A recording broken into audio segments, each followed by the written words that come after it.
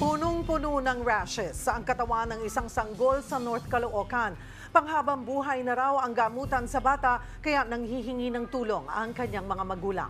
Para bigyan ng mukha ang balita, Mobile Journal, Yeda Pascual.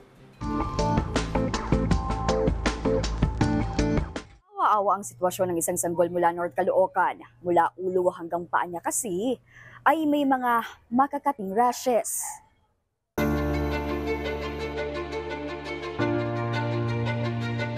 Dalawang buwan pa lang si Baby Jacob, anak ni Karil Ternate, nang tubuan ito ng mga rashes sa katawan.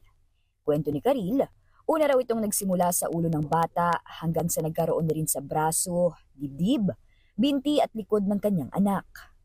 Ang diagnosis po ng doktor sa derma, ang sakit po ng baby ko ay seborrheic dermatitis at atopic dermatitis. Nakukuha daw po ito sa pusa, sa itik, kalapati at manok.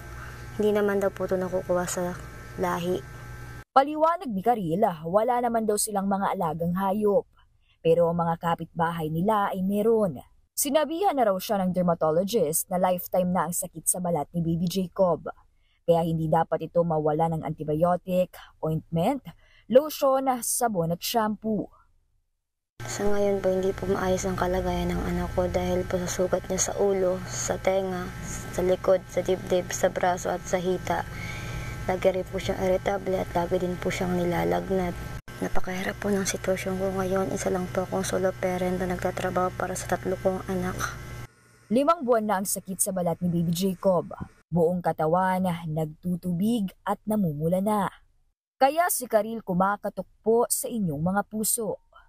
Magandang araw po sa inyong lahat. Ako po ay nananawagan. Hihingi lamang po ako ng kaunting tulong pinansyal para po sa anak ko na meron pong acute seborrheic dermatitis at atopic dermatitis. Kahit magkano lang po, pandagdag lamang po sa ointment, antibiotic at iba pang kailangan ng anak ko. Maraming salamat po.